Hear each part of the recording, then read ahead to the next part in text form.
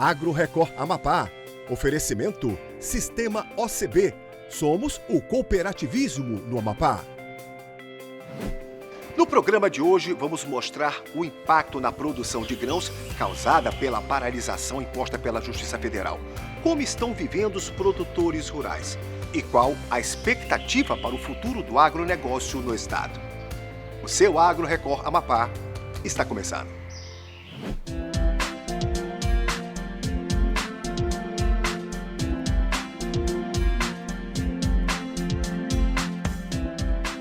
O agronegócio, um dos segmentos menos afetados pela pandemia do coronavírus, que paralisou o mundo e impactou a economia de consumo em 2020, não parou de produzir e ainda foi beneficiado pelo aumento da demanda doméstica e internacional por alimentos.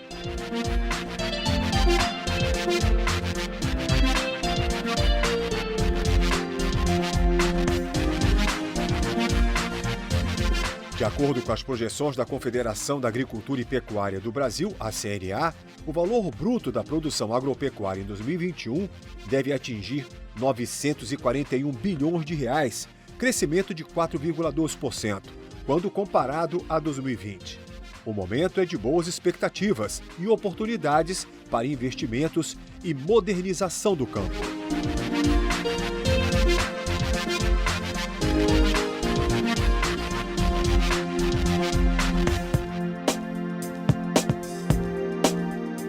De acordo com a Empresa Brasileira de Pesquisa Agropecuária, a Embrapa, a partir dos anos 90, a produção do Centro-Oeste brasileiro atingiu 20% do montante nacional e, em 2020, atingiu mais de 60%. Em especial, o estado de Mato Grosso, líder no Brasil atualmente.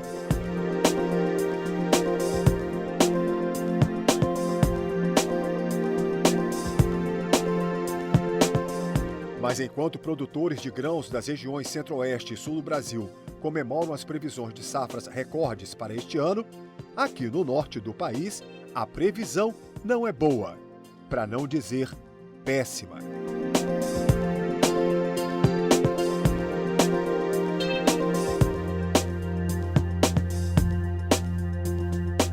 Tudo em decorrência de uma ação ajuizada na Sexta Vara Federal Cível da Seção Judiciária do Amapá. A Secretaria de Meio Ambiente do Estado do Amapá, a SEMA, impede de conceder qualquer documento enquanto o Instituto Nacional de Colonização e Reforma Agrária, o INCRA, órgão de competência federal, não confirma a titularidade ou direito de posse às áreas, pois se diz impedido de expedir tal documentação devido ao fato de várias glebas ainda não terem sido transferidas da União para o Estado.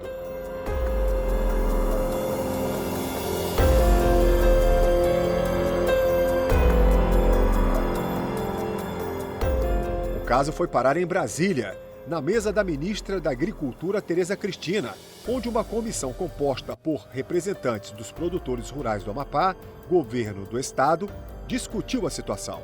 No encontro, foi recomendado pela ministra que esse impasse fosse resolvido o mais rápido possível para não acarretar mais prejuízos aos produtores amapaenses. Mas, infelizmente, até o momento, a situação ainda persiste e os trabalhos no campo continuam parados.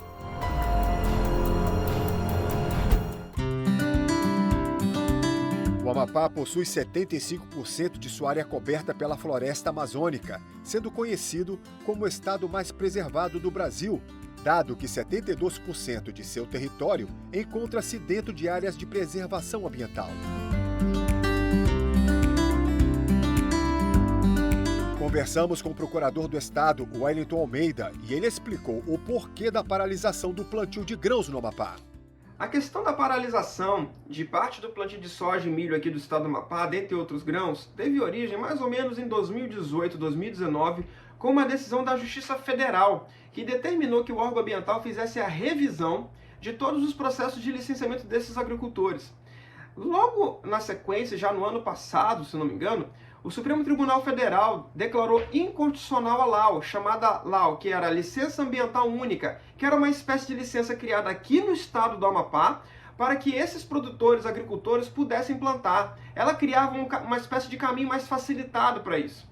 O problema é que o Supremo entendeu porque essa licença ambiental única flexibilizava demais as regras ambientais e permitia, né, essa licença sem um controle adequado, e por isso retirou essa licença do mundo jurídico.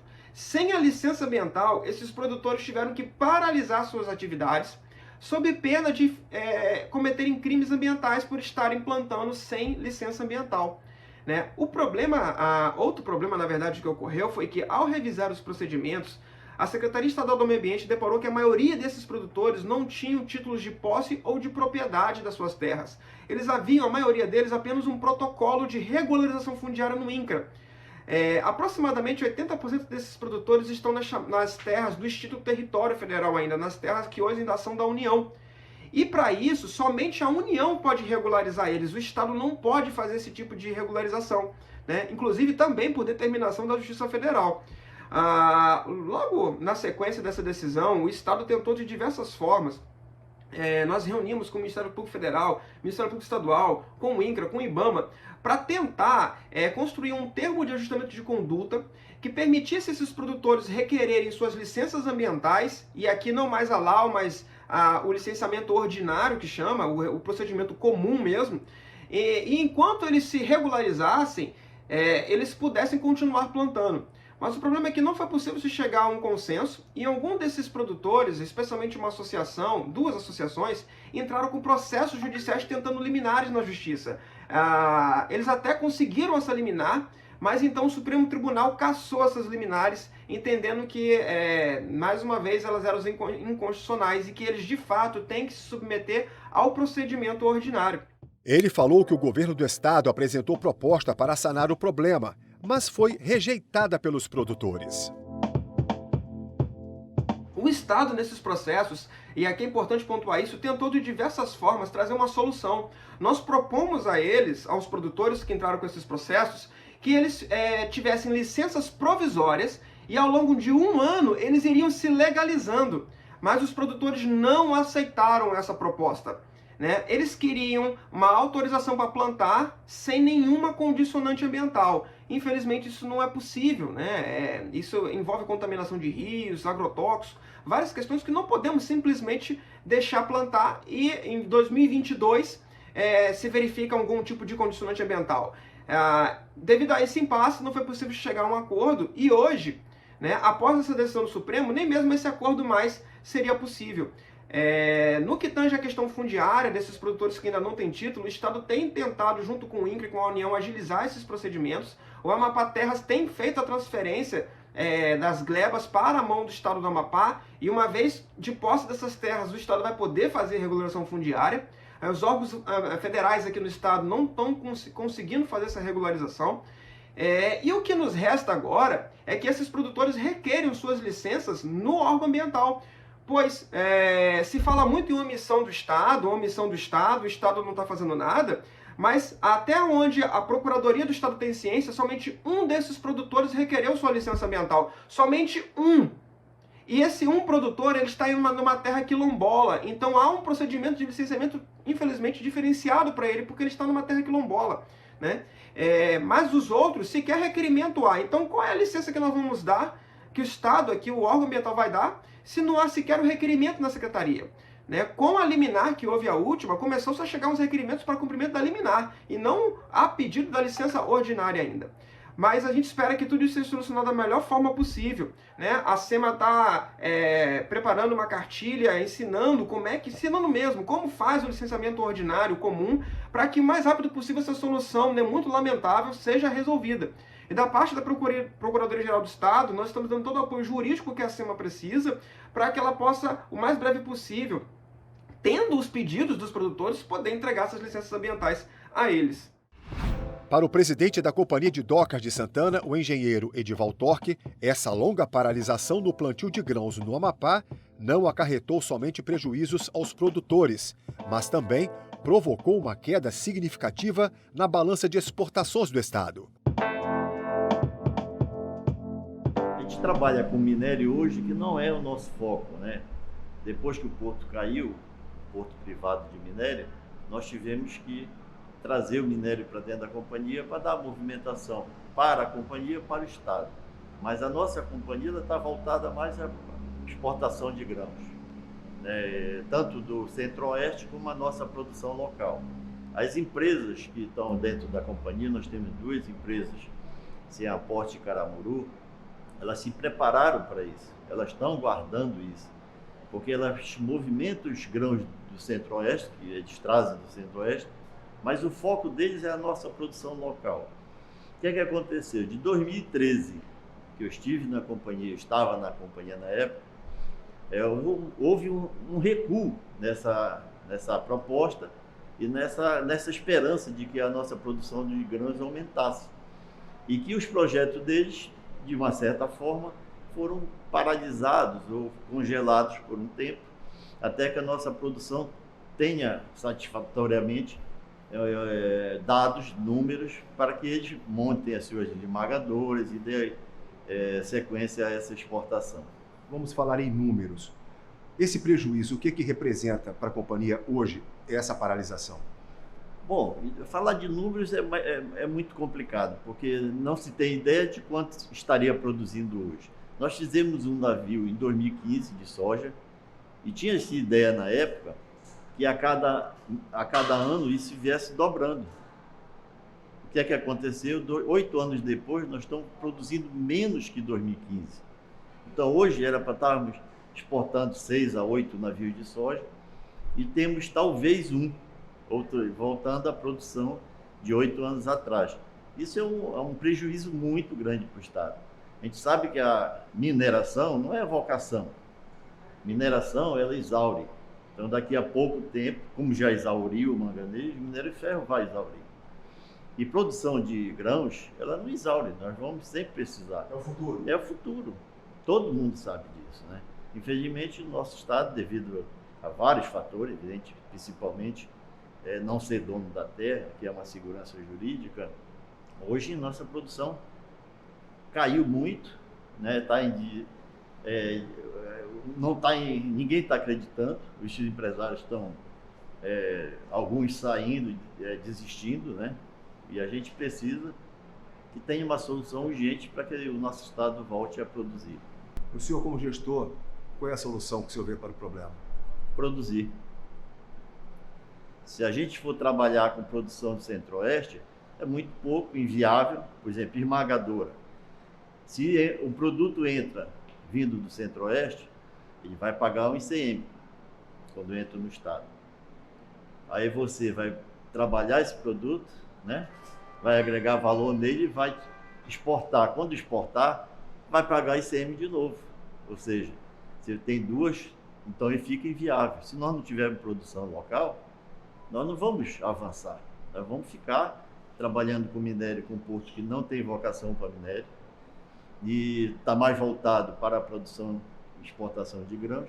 E como não os temos, a gente fica na expectativa, e acreditamos que isso vai acontecer um dia, de termos uma produção que justifique as empresas que se instalaram no nosso porto. O advogado Roberto Armonte, especialista em direito agrário, esclareceu sobre a situação jurídica que hoje se encontram os produtores rurais do estado. Isso aqui é uma questão que nós precisamos deixar muito clara, tá? Para sermos justos. A licença ambiental única, ela não é uma criação do Amapá, ela é uma criação do Mato Grosso. E ela vigorou do ano de 2005 até 2017, sem nenhuma objeção. Nenhuma objeção. Então, o que o Estado do Amapá fez foi, em 2015, copiar algo que já estava dando certo no Mato Grosso. Bom, esse dispositivo da Lei Ambiental Única, ela foi declarada inconstitucional porque a Lei 6.938 de 81, ela estabelece, que é uma norma geral da União Federal, logo ela não pode ser desrespeitada por nenhuma outra lei ambiental oriundas dos estados e dos municípios. Ela estabelece que deve-se haver uma licença prévia, uma licença de instalação e uma licença de operação. E, contrariamente ao que estabelece o nosso Código Ambiental, que seria uma licença única, aglutinando todas essas licenças. Assim, no meu modo de enxergar, a questão foi um vício de forma. Ao invés de ser 3, resolveram-se fazer uma, sendo que estava previsto que deveria haver 3 etapas. Mesmo que nessas 3 etapas, os mesmos requisitos para obtenção da primeira e da última sejam os mesmos, como é no estado do Amapá. Consequentemente, senhores, o problema aqui do Estado, para se obter as licenças, não é essa divisão entre licença prévia, instalação e operação. É cumprir um requisito previsto em lei, que é a comprovação da posse, o que maior parte dos nossos cidadãos, não estou nem dizendo pessoas do agronegócio, estou dizendo dos amapaenses, porque isso é uma questão também interna do Estado, não consegue cumprir.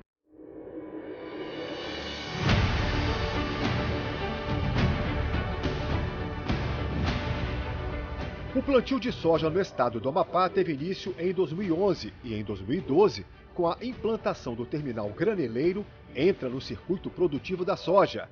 A área plantada no estado vem aumentando com o passar dos anos. As áreas de plantio de soja no estado do Amapá estão concentradas no raio de 250 quilômetros de distância do Porto de Santana, por onde é escoada toda a produção. Os municípios produtores são Macapá, ao longo da BR-156, a P-070, a P-340 e Distrito do Pacuí, Itaobal do Peririm, Porto Grande, Ferreira Gomes e Tartarugalzinho.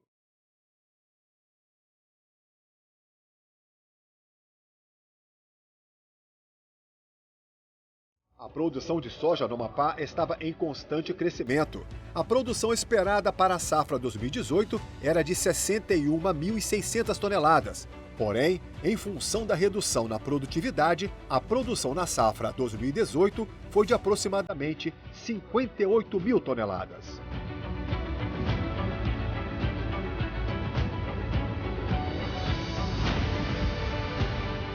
Diante do que foi mostrado, mesmo com uma ligeira queda, o Amapá estaria em fase inicial de franco desenvolvimento de agricultura em grande escala, e verificava-se, no momento, o aumento gradativo nas áreas plantadas, o que nos fazia concluir que, com o aumento de investimento em tecnologia de produção, a produtividade cresceria exponencialmente no decorrer dos anos.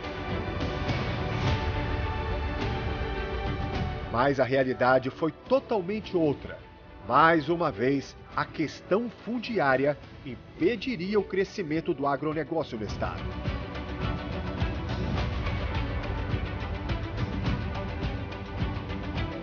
Mas como todo agricultor é duro na queda e não desiste nunca, fomos até a Fazenda Mioto para ver de perto como homens e mulheres do campo conseguem superar momentos tão difíceis sem perder a esperança. Logo de cara, quando já estávamos bem próximos à propriedade, nos deparamos com dois dos problemas mais antigos, que demandam décadas, apontados pelos produtores rurais. O primeiro deles, as péssimas condições de pontes e estradas, que dificultam bastante o escoamento de produtos.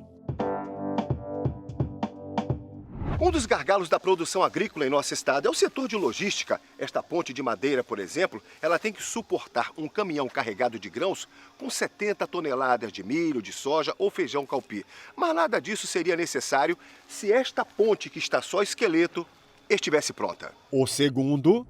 E a falta de investimentos nesse setor de logística, conservação de estrada, asfaltamento, só pode dar nisso aqui, ó. Um caminhão carregado de calcário que serve para adubar a terra, na época de plantio está aqui parado porque quebrou. Essa pá carregadeira que pertence ao produtor vai ter que empurrar esse caminhão. Isso vai gerar custo, mão de obra e mais prejuízo para o produtor.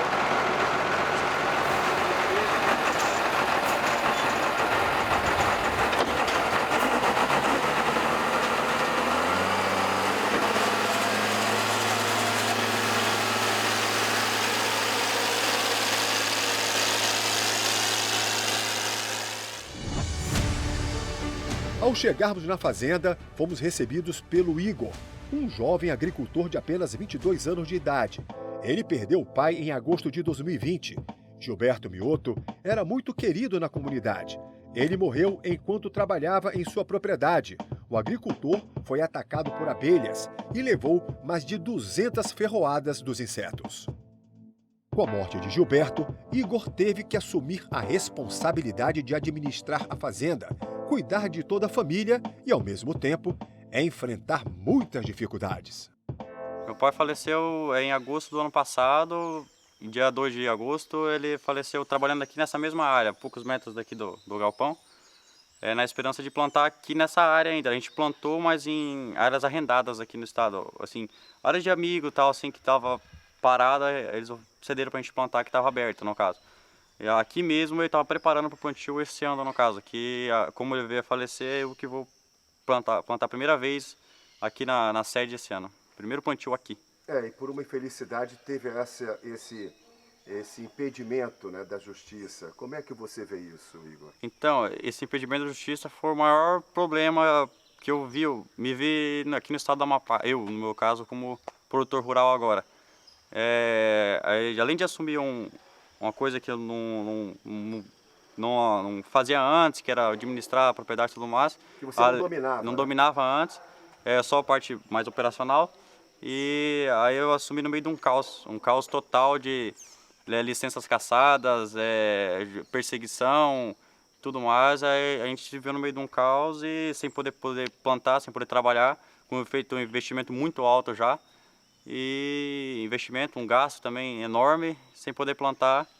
Aí esse foi o maior problema que eu vi hoje aqui na Amapá. Qual é o seu prejuízo hoje? Meu prejuízo em torno aí passa de 350 mil reais. Com o quê? Com calcário, custo com funcionários, diesel, com manutenção de máquinas. A máquina estando parada ou trabalhando, o custo de manutenção é praticamente o mesmo. E a dificuldade de a gente conseguir peças de reposição aqui é enorme ainda. E o calcário é caro também, né? O calcário custa muito caro aqui pra gente ainda. Além do preço dele, tem o frete ainda, que a gente não possui caminhão, que a gente não pode fazer esses investimentos ainda. A gente não está plantando, a gente não tem dinheiro para melhorar a nossa logística. Aí a gente paga e fica tudo mais caro. Cada ano que passa, mais caro fica. Além de produtor, ele também ajuda na manutenção das máquinas gigantes que aram e semeiam o vasto campo.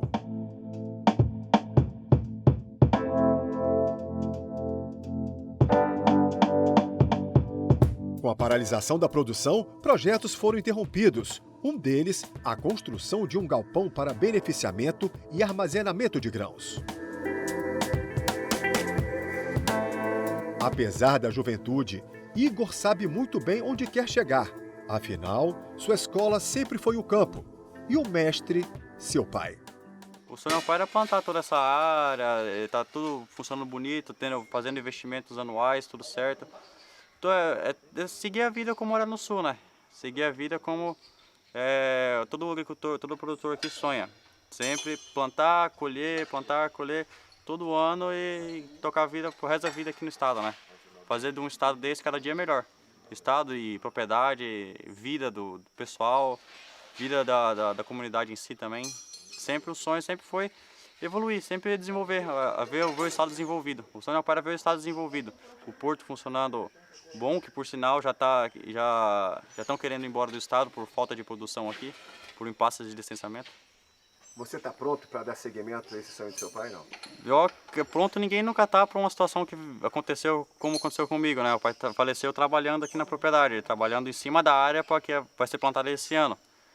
E a gente tem que estar pronto, né? Meio que na força, o cara tem que aguentar, não adianta. Se baixar a cabeça é pior. A família depende de você e muitas outras pessoas também, né? Não só a família, né? Muita gente depende daí, a gente não pode parar, né? Parar nunca vai ser uma opção pra gente aqui. Ele falou dos obstáculos que enfrenta para continuar produzindo e, sem meias palavras, foi direto ao apontar os motivos. Cara, a maior dificuldade hoje nossa é questão de licenças ambientais que não saem pra gente, passa mais de ano, a gente está aqui desde 2014, 15 e tem licenças ambientais que estão correndo ainda o processo, até hoje não nada ainda. E a gente não trabalha em forma ilegal, a gente sempre procura trabalhar legalmente. Se não está conforme a lei, a gente nem trabalha. Isso é uma prova desse ano. Ninguém está trabalhando, campos parados, por questões de burocráticos. E financiamento? E a questão, aí esbarra mais uma vez na questão do licenciamento. Sem licenciamento não há financiamento também, que a gente praticamente necessita, porque como a gente está há muitos anos aqui no estado, não tem mais dinheiro para plantar do capital próprio, tem que recorrer a bancos e tudo mais. Aí, só que sem licenciamento ambiental e documentos, título de terra aqui que a gente não tem ainda, título, que está prestes a sair, acredito eu, a gente não tem como fazer esses financiamentos para a gente plantar aqui. Havia uma sementeira aqui, já com problemas políticos, dessa liminar, dessa questão de embargos de licenças ambientais, foi embora. Se mudou para o estado de Roraima, uma empresa que produzia sementes aqui para a gente. Aí foi embora para o estado de Roraima e não produz mais semente aqui no nosso estado. Aí a gente tem que trazer a semente toda de fora. Região do Pará, Mato Grosso, Maranhão, onde estiver a gente traz. Aí o adubo também de fora, os defensivos também de fora, tudo de fora no momento. Falar de investimento. Sem produção, investimento quase que zero. Não existe investimento sem retorno, né? Investimento tem que ter o retorno. Você sempre visa um investimento visando um retorno que ele vai te dar, né? A porcentagem que ele vai te retornar. O investimento que eu fiz hoje, a minha perspectiva de retorno é zero, né? Por causa que até essa situação não se resolver de liberação do nosso plantio. Inclusive você estava ali, já estava produzindo, construindo uma secadora e um silo, né? Eu estava produzindo, está em construção ainda, só que eu parei a construção. Meu pai havia parado e eu não continuei mais por causa dessa situação da licença ambiental travada, que não me sinto segurança de fazer esse investimento e terminar meu armazém, que me ajudaria muito aqui terminando o armazém. Aí cortava uma boa parte dos meus custos e aumentava a minha lucrabilidade por hectare. E você ajuda também aos outros produtores. Aí ajuda outros produtores e emprego na região. Seria mais empregos aqui na região. É toda uma cadeia, ajudaria daqui à capital. Sem falar que você poderia ter 2 ou 3 produções, é isso? 2 ou 3 produções ao ano eu poderia ter. Que é o sonho? Que é o sonho de todo mundo aqui no estado do Amapá. Que hoje só está sendo viável uma produção por falta de estrutura de todos os produtores. Isso compensa? Plantar uma vez por ano não compensa. Uma vez por ano, eu acredito que o cara trabalha para pagar custos só apenas. Para lucrar e fazer investimentos novos é difícil. Ele tem que conseguir plantar 2 vezes ao ano, no mínimo, para a gente conseguir fazer investimentos futuros. E com essa liminar, como é que vai ficar agora? Com essa liminar que saiu agora há pouco aí, eu não consegui ler ainda ela, não deu tempo, mas se for que nem o esperado, não vai dar mais tempo de plantar soja esse ano, porque saiu muito em cima da hora. Teremos que migrar para milho. Só que daí, na minha situação em particular aqui, eu não consigo plantar muito milho por questão de área de primeiro ano. O milho necessita de mais fertilidade na terra. E para mim já seria meio que inviável. Aí eu teria que pensar em outra produção. Talvez um feijão calpi talvez, já me serviria. Só que o lucro dele já não é o mesmo das outras produções. Seria só para tampar o sol com a peneira, como diz o pessoal, só para enrolar para o ano que vem eu poder tentar ter um lucro. Dona Rose se emociona ao falar do filho. Ela conta que se não fosse ele ter a coragem e a força para assumir os negócios do pai, já teria desistido de investir no estado. Me corta o coração, mas eu acho tão bonito, sabe? Porque aprendeu tudo com o pai, no sonho do pai, e isso é cultura, né, que vai passando. A gente é da roça, então ele cresceu no meio, né, disso. Então eu acho muito bonito, só que me assusta, né, pra mim ele é uma criança ainda de 20 anos e ter que assumir tudo. Claro, eu e ele, né, e tem um de 15 também. Então é os meninos que vão tocar, como eu disse pra eles, o pai de vocês fez a parte dele, agora é nós, né. E você acha que ele tá pronto? Eu acredito, eu tenho certeza, certeza absoluta, porque como eu fico mais para ajudar, assessorar ele, eu sei que a lavoura é por conta dele, eu acredito muito nele. E como é que você vê que ele abriu mão da juventude dele, abrindo mão de uma série de coisas para tomar uma responsabilidade tão grande que é cuidar de uma fazenda de soja? E tem mais, e com toda essa dificuldade. Mas é assim, eles cresceram ouvindo isso, que eles iam estudar, se formar e voltar para a roça. É da nossa cultura. Claro, a gente quer que eles se formem e vai, mas geralmente a maioria volta, né? Porque esse é o nosso ramo. Então mas ele não estava, ele nem imaginava que ia acontecer dele ter que trancar e tomar conta com 20 anos. Porque era para ele voltar para ajudar o pai, né? Mas isso é normal. Nós estamos conversando e você também, não é só preocupação com a sua família. Você tem uma preocupação também muito grande com as pessoas que trabalham com seus colaboradores. Assim. É uma preocupação muito grande ao vê-los assim, desamparados, sem perspectiva. Como é que você vê essa situação? É triste, porque aqui o povo é muito trabalhador, sabe? Eles têm vontade, eles não sabiam dirigir os maquinários, então a gente acaba ensinando, eles aprendem, eles sabe, eles estão gostando dessa novidade para eles e gera um emprego, a gente gera muito emprego. Hoje a gente só está conseguindo trabalhar com 5 por falta de licenciamento e tal, porque então a gente está mantendo só 5. Mas fora de aristas, essas coisas aqui, gera, tipo assim, por mês, 15 funcionários. Ou seja, 15 famílias. Exatamente, que cada uma tem 3, 4. Exatamente. É muito grande. E assim, só que eles dependem da gente, só que a gente depende de poder trabalhar, né? De gerar emprego. A gente vai bem, a gente vai levar muita gente bem com a gente, entendeu? Você pensou em ir embora, não pensou, Rose? O que impediu que isso acontecesse? Pelo meu filho estar querendo continuar aqui, eu também já gosto daqui, amo aqui, só que assim, eu tô vendo dificuldades e se o Estado não deixa a gente trabalhar, a gente tem que buscar, a gente tem que trabalhar, é a nossa área. E eu vejo em outros estados, é dificultoso, mas vai. E aqui o problema aqui, que a gente tá assim, tipo, meio que esquecido, entendeu? O que você acha que o governo do estado poderia fazer por vocês? Só olhar pra gente, dar licenciamento, documentação certa, ninguém quer ilegal, tá todo mundo aqui, sabe? Deixa a gente trabalhar como em todos os estados. Onde chega o agronegócio, chega coisa boa, sabe? Gera emprego. O Brasil todo tem, todos os estados têm, né? O soja, é muito preconceito contra o soja, só que não é só soja, é milho, é feijão, é arroz. A gente vai plantar isso. Claro que a gente vai plantar, a gente não vive só do soja também. Claro que é importante. Nossa viagem estava apenas começando. Deixamos a Fazenda Mioto rumo a São Joaquim do Pacuí. Nosso destino? A Fazenda São Sebastião. Para chegar até lá, foi um sofrimento. Como em quase todas as localidades que já visitamos no estado, as estradas e os ramais mais parecem rios de lama por causa das fortes chuvas, o que torna a viagem, além de muito cansativa e demorada, também muito perigosa. Finalmente chegamos. Mário Júnior, dono da propriedade, nos mostra o resultado da paralisação da produção no campo. A terra que deveria estar produzindo alimentos, gerando emprego e desenvolvimento econômico para o Amapá, está assim, desse jeito, o verdadeiro retrato do retrocesso.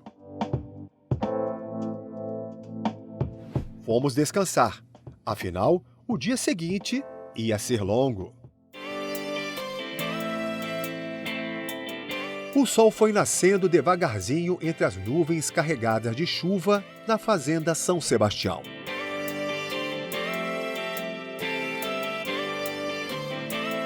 O Mário e a Luísa já estavam de pé, se preparando para mais um dia de trabalho.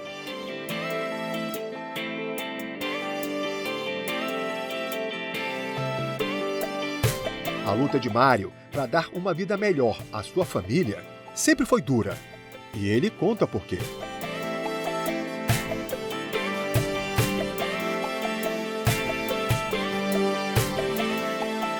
Eu sou catarinense, uma cidadezinha chamada Meleiro, perto da região de Criciúma ali, Vale do Araranguá, no sul catarinense, na verdade, litoral. E meu pai é um pequeno produtor de arroz que tinha lá, está lá ainda, hoje plantando ainda. E aí a área nossa era muito pequena, 4 irmãos, a dificuldade muito grande, porque ser uma área muito pequena no estado. E aí eu busquei e fui parar no Rio Grande do Sul. Fiquei 13 anos em Cachoeira do Sul plantando arroz. Fui alugado uma área de terra lá, arrendada, e eu não tinha terra. Então fiquei 13 anos em Cachoeira do Sul plantando, até que em 2009 nós tivemos uma grande enchente lá, perdemos a produção. E aí a gente começou a pensar, eu comecei a pensar, bom, tem que buscar outro lugar, um lugar para poder viver melhor, achar uma área para adquirir. E eu fui trabalhando, juntando um dinheirinho, aí consegui em 2000 e daí fui plantando, consegui uma coisinha. Quando chegou em 2015 para 16, sofremos outra vez com outra enchente lá, perdemos de novo as lavouras. Aí tudo? perdi tudo a lavoura lá, com água do Rio Jacuí. Deu uma grande enchente lá, fora de época. Com a plantação tudo plantada, a lavoura tudo pronta e perdemos toda a lavoura. Aí eu decidi buscar outro lugar, já estava visitando alguns lugares e vim parar no Amapá. Primeiro eu fiz 500 quilômetros para o sul, desci, e depois andei 4.300 quilômetros até Belém e passando o rio vim para Amapá. E qual foi o critério para a escolha? Bom, o critério é assim, eu olhei a primeira coisa o porto, né? Tem que ter porto. Aí aqui já era outra cultura, eu não queria mais cultura irrigada dentro d'água, beira de rio, que isso é muito para mim muito problemático, questão da enchente, fiquei com aquela... Você ficou traumatizado? Traumatizei, porque perder 2 safras lá, o suor da gente e outra coisa, a gente plantava em terra alugada, não era terra própria, então aquilo foi muito doloroso, aquela perca, né? Aí eu olhei o quê? Eu olhei o porto, olhei o rio Amazonas, a saída aqui. Só pelo mapa, é isso? O mapa, eu olhei, fui olhando, pesquisando na internet e tal, eu pesquisei o porto é uma saída boa para o mercado internacional. Aqui se produzia milho, arroz, feijão, mandioca, outras culturas que não eram uma cultura só, porque nós trabalhamos só com a cultura de arroz, uma só por ano. E aqui no Amapá tem essa possibilidade de implantar muito mais culturas do que uma só, ficar preso numa só, na monocultura, né? Aí eu cheguei no estado aqui, conheci o estado, chove bem, chuva aqui ideal, um período de chuva bem tranquilo, bem definido. A localização das áreas muito perto até, nós estamos aqui com 150 quilômetros longe do porto, mas é perto, eu acho, do meu ponto de vista. Já visando o mercado europeu. Visando o mercado europeu, o futuro, né? O futuro desse estado, né? Esse estado tem muito a desenvolver aqui ainda, falta um pouco ainda, né, da questão da agricultura familiar aqui, não está sendo muito bem desenvolvida, eu vim da agricultura familiar, ainda falta um pouco de entendimento que, graças a Deus, hoje, o governo estadual e federal estão entrando num diálogo, um entendimento para resolver esse pacífico das terras, a questão fundiária, para poder desenvolver esse estado e dar ao pequeno produtor a possibilidade de ele ser um grande produtor. Ele começa pequeno para crescer, eu comecei pequeno. A minha vida, meu pai plantava 30 e poucos hectares de arroz, e eu cheguei no sul arrendando, lá foi aumentando, crescendo, até chegar num ponto de ter um tamanho razoável.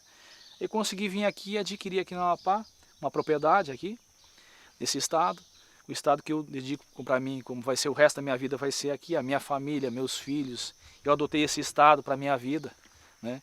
Vou morar aqui até o final da minha vida. Esse estado é um estado muito rico, um estado que eu acredito no desenvolvimento desse estado, que eu acho que agora eu vejo um futuro. Nós passamos muito trabalho, já pensamos até em desistir desse estado, ir embora daqui. Mas a gente persiste, o produtor rural é um cara que ele olha sempre o amanhã, produzir, vai dar certo, nós temos esse pensamento. E agora sim, a gente tem essa felicidade que tem um diálogo entre o Estado e a União. As terras nesse ano vão ser passadas já definitivo para o Estado, vai ter um entendimento, acredito eu. Eu acho que esse governo vai trabalhar para resolver essa situação desse estado e dar aos pequenos produtores, que é a maioria desse estado, que mais de 90 e poucos por cento desse estado são pequenos produtores, né, que precisam de um documento de terra para poder plantar, progredir. Esse estado se desenvolver a cultura, que é a plantação de milho, mandioca, feijão aqui dentro, ele consegue agregar muito valor, emprego, gerar renda, mudar a vida dessas famílias que estão aqui no interior. Mas o que move esse agricultor a não dobrar o joelho e continuar acreditando que dias melhores virão? A dificuldade aqui é que a gente quer implantar as lavouras, a cultura, né? E o Estado tem um entrave ainda aí com as licenças ambientais que não foram liberadas ainda, né? Mas já está se buscando essa solução, né? A partir que agora o Estado fizer o trabalho dele e a União, que está de boa vontade, que já tiveram um entendimento. Tiveram essa sensibilidade, né? Sensibilizaram até com a situação do Amapá, que tem que desenvolver, né? A agricultura parou no estado, o estado está parado. Mas eu acho que agora, eu acredito, eu tenho muita fé, que esse estado ele tem muito a crescer, a prosperar, a progredir aqui nesse estado. Até porque você falou que tem um dado importante. Qual é a área plantada do estado? Você falou que eu fiquei até espantado, é um número até irrisório, né? Em grãos hoje, ele estava com 21 mil hectares de grãos. Mas o estado ele pode chegar no máximo a 400 mil hectares de grãos aqui no estado, de áreas, que isso pode ser milho, toda a cultura, isso engloba mandioca, feijão, milho, todas as culturas de grão aqui no estado. E assim, isso só da participação do estado em porcentagem, isso é no máximo que vai chegar a 2,6% de todo o território do estado. Nada. É nada, isso é nada com um estado desse tamanho que preserva mais de 80% em reservas, né? E esses 20% ainda é otimizado, ainda porque a maioria vai ficar em reserva e só usa 2,6% desse estado. Então esse estado vai ser o estado mais preservado do mundo, e já é o estado mais preservado do mundo. E eu tenho a convicção que isso vai ajudar muito o estado. Mas você falou que vai ter essa área de 400 mil. Não tem. Hoje não tem. Hoje tem Qual só o percentual hoje de área plantada? 0,6% da já área era do estado. nada, É não menos existe. ainda. Hoje não existe nada. Na verdade, não existe nenhuma convicção hoje de plantio. Não, na verdade, o estado faltou com algumas licenças aí que está sendo resolvido, né? Eu acho que vai ter um entendimento. Então, eu acho que para o futuro tem essa área que está aqui, está pronta, no estado cerrado. Não precisa invadir mata, não precisa invadir nada. É uma área de cerrado mesmo, uma área limpa. Boa para plantio. Boa para plantio. A área é uma área fraca, mas é possível correção. A área nossa aqui é uma área fraca a terra, mas é possível correção, arrumar. E essa área com 3 anos aqui tratando ela, adubando ela, fica muito boa. Fica melhor que muitos lugares do Brasil até. Diz o ditado que filho de peixe, peixinho é, não é mesmo? Mas e se for uma peixinha? Adolescente, 16 anos. E se ela for bonita, vaidosa e ao mesmo tempo uma leoa no campo? Pois é, existe sim, e o nome dela é Luísa. Filha mais velha de Mário, ela é quem ajuda o pai em época de plantio e colheita de soja, milho e feijão. Um trabalho duro que para ela não pesa.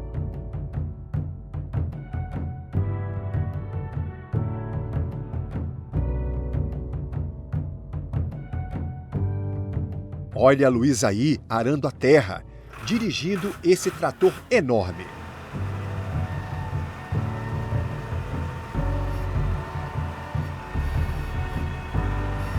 Trabalho duro, sim. Perder a delicadeza, nunca. Afinal, mulher pode estar onde ela quiser. E a Luísa é prova disso. Ela explica por quê.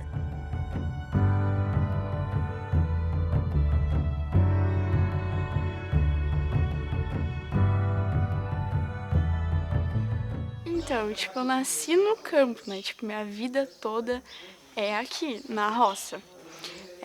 Desde pequenininha, lá pelos 5 anos, eu ia pra roça com meu pai. Ele ia trabalhar, eu ficava lá dentro do trator junto com ele. Eu dormia às vezes, Não pilotava né? o trator ainda não, né? Não, ainda não. Desde pequena, aprendi a andar de cavalo, aprendi a tocar boi, sempre na lida, sabe? Desde pequena. Mas foi ali pelos 11 anos que eu aprendi a dirigir mesmo, sabe? Que eu comecei a prática. Já com trator grande? Já. E aí, agora, lá pelos 14 anos, depois, quando a gente veio agora para o Amapá, que eu peguei a prática mesmo, firme, né? Fiquei lado a lado com meu pai, aprendendo as coisas, passando o dia a dia com ele, né? Você falou que fica em época de plantação 24 horas com ele? Sim, época de plantação é direto, não tem como parar. E você aguenta? Tem que aguentar, né? Só hora de chuva que a gente para dormir. E como é a vida de uma adolescente criada no campo? Shoppings e amizades fazem falta?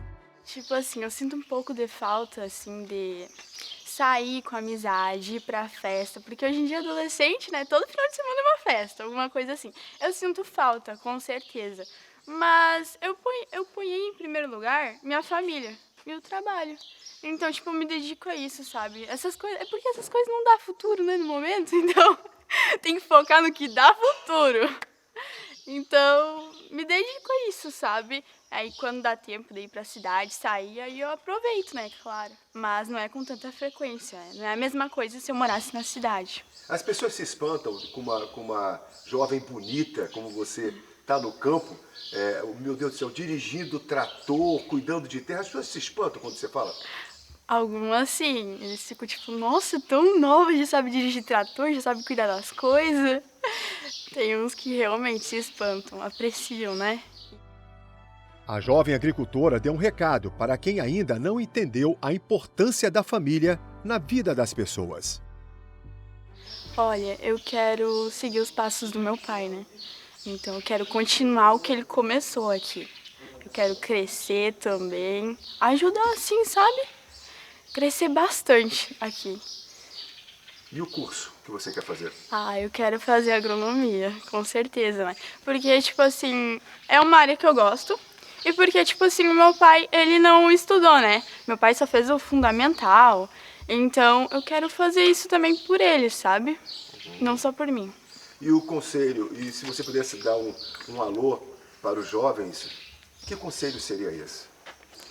Bom, eu espero que hoje em dia, né, os jovens, tipo, do interior e tudo mais, que são do campo, se especializem, sabe? Peguem uma técnica boa e voltem para a roça, porque aqui é o futuro, sabe? Eu vou seguir a carreira do meu pai, né? E, tipo assim, o futuro tá bem aí. É a gente que é o futuro no país, é os jovens. Então, espero que eles se especializem e voltem pro campo para seguir isso. Você tá pronta? Tô pronta, já comecei, né? Mário se emociona ao falar da Luísa. Muito orgulho, eu me espelhei no meu pai, sabe? O meu pai, Deus de pequeno, ele trabalhando também, Deus de novo, começou novo na agricultura, e eu também fui seguindo os passos dele. Então, já Deus de pequeno, eu acompanhava meu pai dormindo lá do trator e fui acompanhando ele. Você sente saudade disso?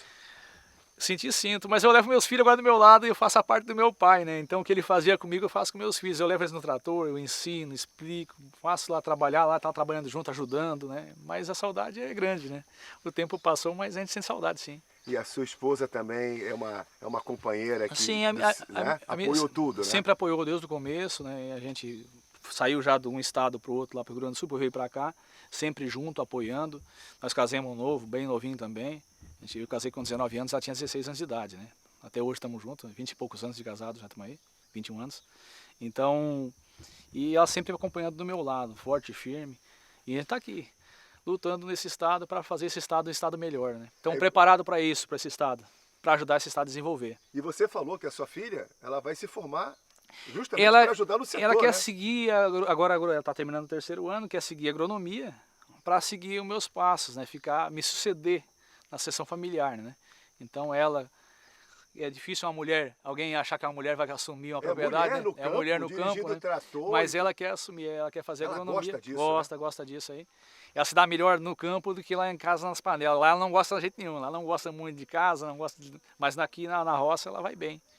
É o gosto dela, né? Então ela vai seguir, eu acho que ela vai seguir sim meus passos, sim. Ela quer fazer agronomia e quer cuidar do campo. E eu vejo que os seus olhos ficam marejados, porque é muito orgulho, né? Para um pai, eu acho que é tudo que ele quer, né? Que o filho suceda a ele, né? Que ele passe essa geração para geração, né? Que é como eu vim do meu avô já, passou para meu pai para mim, e assim vai seguindo, né? De pai para filho, né? Geração a geração. Isso é muito importante para nós produtores rurais, ter a nossa sucessão familiar, né? Onde vai agregar valor e vai ficar na terra, né? Sucedendo nós, né? Isso é muito bom. Mas você lembra quando eu falei do peixinho? O nome dele é Tiago e tem apenas 7 aninhos. Ele já treina para, quando crescer, ajudar a Luísa e o Mário na lavoura. E ele leva jeito, viu?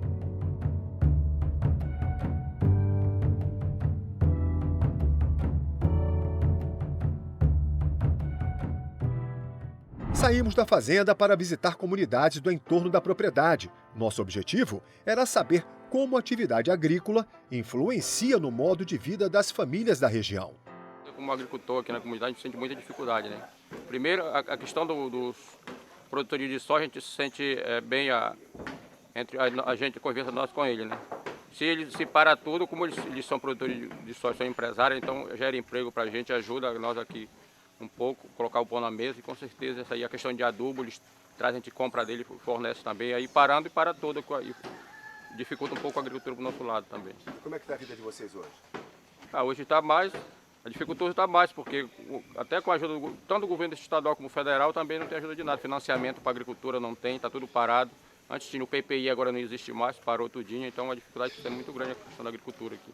O que o PPI beneficiava vocês? O PPI ajudava a questão gradear as terras, né, para adubar dar menos trabalho. Eles forneciam o adubo, o insumo tudinho para preparar a área e agora não teve mais. Como é que você, por exemplo, aqui você torra a farinha e leva para a capital para vender. Isso. Como é que você está fazendo isso com essa estrada desse jeito? Com certeza, a gente está levando, mas com dificuldade, né? Os caminhões às vezes falham, o caminhão da feira, que a gente produz daqui com 15 dias da feira, mas a estrada está desse jeito aí, que na questão do asfalto, que isso é promessa, e até agora nunca sai, fica só enrolando aí. Quem é que fornece o transporte para vocês? O governo. Está chegando esse transporte? Tá, com dificuldade, mas está chegando. Quantas vezes por semana? Vem 2 vezes por mês. 2 vezes por mês? É. É o suficiente? Não, com certeza não. Dificuldade para a gente ir na cidade, né? Questão do transporte, né? Ficar com dificuldade mais ainda. Deixa eu entender, você só está levando a sua produção 2 vezes por mês? Com certeza.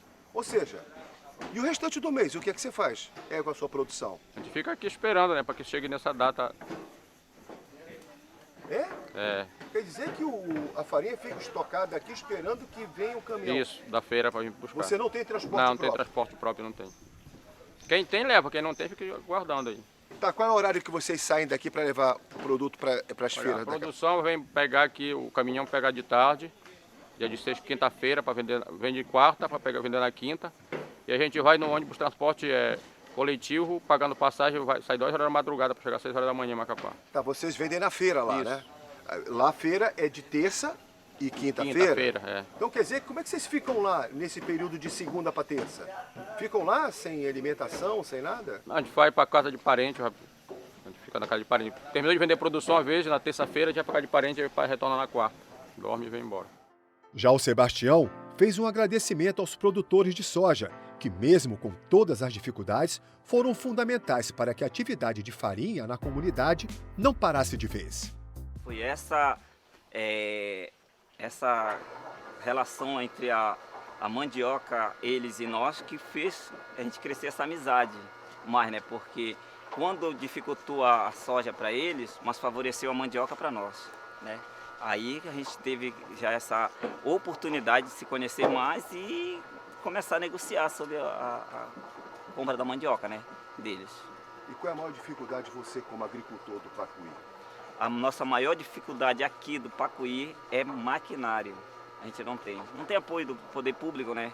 Olha, nós temos áreas aqui para plantar, meu parceiro aí, para plantar, e não temos maquinário. Aqui a gente o maquinário teve no verão aqui, a gente implorou para fazer área para a gente, não conseguimos, né? E olha, pode ver, nossa mata aí tudo já está serrando de novo por falta de maquinário. Até para alugar é difícil, né? Porque quem tem, é difícil ter os seus próprios trabalhos, né? Então você não está plantando? Nós não estamos plantando isso ainda, não plantemos porque não tem maquinário para fazer. E quem está fornecendo é justamente quem estaria agora plantando soja e não está. E não está. Está salvando com a mandioca. Está salvando com a mandioca. A gente parou de fazer o seu Adelso, vai começar do seu Júnior agora em abril, dia 1º de abril, a gente começa a tirar uma área dele. E é o que vai nos levando para frente aí, né? E se não fosse eles? Aí o negócio pegava, né? Porque você havia um produtor sem roça, sem plantio, é complicado, né? Mas graças a Deus, Deus enviou eles e através deles a gente está levando aí, a gente já está construindo uma carra de farinha aqui, já justamente para trabalhar com essa mandioca deles aí. Nos despedimos do Mário, da Júlia, Luísa, Renata e do Tiaguinho, certos de que a próxima visita à Fazenda São Sebastião será para registrar e, ao mesmo tempo, comemorar a volta do crescimento do agronegócio na região e, é claro, com uma super colheita.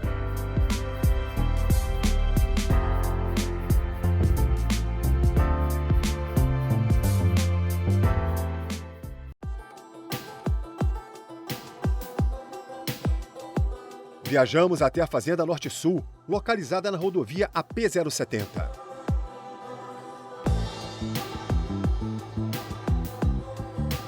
Lá, até alguns meses atrás, podíamos encontrar uma das maiores plantações de soja e milho do estado, Campo Verde. Bonito, o retrato do desenvolvimento da agricultura no Amapá.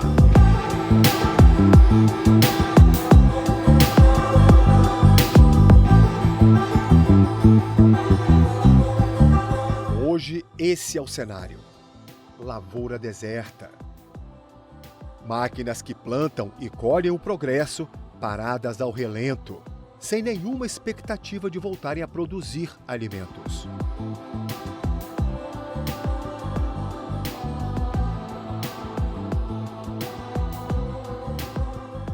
No armazém da fazenda, alguns trabalhadores, ainda com esperança, descarregam centenas de toneladas de adubo vindos do estado do Pará. O produto seria usado para o plantio de grãos neste ano, mas, pelo visto, vai ficar estocado sem utilização, ou seja, dinheiro gasto e prejuízo no bolso.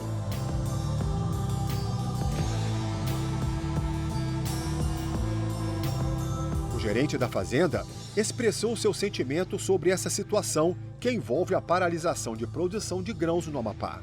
Uma decepção muito grande, né? Tu tá aí para trabalhar, não consegue, esperando eliminar, os produtos estão chegando, né? E esperando uma simples liberação. Para mim, eu acho que tem que ser o governo federal. E estamos atrasados, e como é que fica se não sai a liberação? Qual é o tamanho do prejuízo que vocês têm hoje? Olha, só olhando em volta o maquinário parado, aqui é simplesmente o adubo, cobertura, menos a semente. Isso é um valor muito alto. Cada bag desse em torno de 2.800, 3.000 reais. Vocês puxaram quantas toneladas?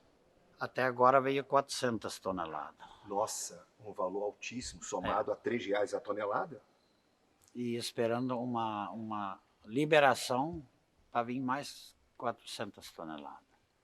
A sua força de trabalho teve que demitir? Eu perdi vários amigos meus que foram embora, né? E isso vai sobrar para mim, se não sairmos eliminar. Nós estamos com o quadro de pessoal bem reduzido, no mínimo, né? Se não sai eliminar isso aqui, vai virar tapera. E você veio do Mato Grosso justamente pensando no quê? No sucesso da No sucesso. Isso eu estou esperando há 5 anos. Há 5 anos. Todo ano essa perenga, né? Essa decepção. Licença vence. É um trem que não existe. É permanente. Isso eu conheço desde o sul até o norte. Só esse estado aqui que tem essa função de não deixar trabalhar. Nós fizemos uma imagem do seu campo pronto para receber o plantio de soja. Como é que você vê isso, aquele campo vazio, sem o trabalho do homem do campo? Não tem nem palavras para falar isso. O tempo está passando, vai ficar tarde, o investimento está sendo feito. É para o Estado, né? Tá? É para o Estado, porque isso gera muito imposto pelo preço alto do ICMS. E gera emprego também, né? E emprego, né? Só que os últimos anos, em vez de dar emprego, está diminuindo. E qual é a sua expectativa? A esperança para a liberação. Você acha que vai sair, Sena? Olha, eu já estou há 5 anos aqui, viu? Todo ano aquilo ali, viu? Daí nas últimas horas sai, viu? Mas sempre daí tu já leva prejuízo. Isso tem que ter saído ontem. Ou não devia existir isso aí, porque isso é uma lei nacional, a licença, ela é permanente. Isso é Rio Grande do Sul, Santa Catarina, Paraná, Mato Grosso, Rondônia. Rondônia, viu? É um absurdo de produção. Roraima, o que é? E tem o mesmo tempo, nasceu no mesmo momento do estado do No Amapá, mesmo momento. Roraima planta mais de 50 mil hectares. Rondônia, que saiu no mesmo tempo do Amapá, planta 300 mil hectares. Que eu tive em Rondônia mais de 15 anos. Eu vim de Rondônia para cá, achando que era uma fronteira agrícola progressiva, mas... Sem falar, né, dos equipamentos são caros. Caríssimos. Estão pagando ainda? Ainda. Imagina, vai comprar, financia no banco, né? Mas tu tem que honrar a prestação. O banco não espera. O banco não espera, né? Ele executa. Aí, o que você faz? Compra, planta, colhe, paga. A tristeza do agricultor fica bem clara e evidente quando ele fala de futuro. Eu estou muito triste com isso. Muito triste. Mas ainda tem esperança. Ainda tem esperança. Eu quero que o governo federal olhe por isso, viu? E não é só para essa fazenda, para o estado inteiro. Porque esse estado, ele tem 1 milhão de hectares de cerrado que não produz madeira. Não produz madeira e não produz outra coisa. É muita coisa pouca de mandioca. Açaí Vereadoril é uma área que não se mexe. E que não cria divisa para o Estado. E não criam divisa para o Estado. Né? Essa é uma área que tu não pode mexer e não adianta mexer porque lá tu não planta. Ou seja, é uma área que não existe, porque ninguém pode mexer, né? Não, é uma área, ela serve como reserva. Agora, o cerrado serve de reserva para quê? Criar o quê? Não tem nada que se cria no cerrado de aproveito. Mas você vai continuar? Eu vou continuar insistindo. Vou continuar insistindo, meio decepcionado, mas... Gostaríamos de termos saído da Fazenda Norte-Sul com boas notícias. Mas aprendemos com esses bravos homens e mulheres do campo que a batalha apenas começou. E que desistir não é e nunca será uma opção.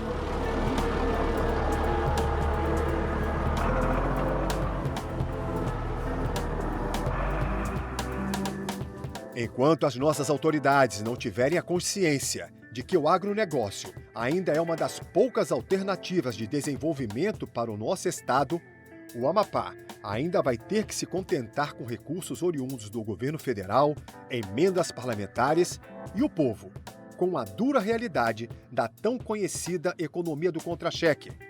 O Amapá precisa se desenvolver. O Amapá precisa do campo. O Amapá precisa urgente do agro.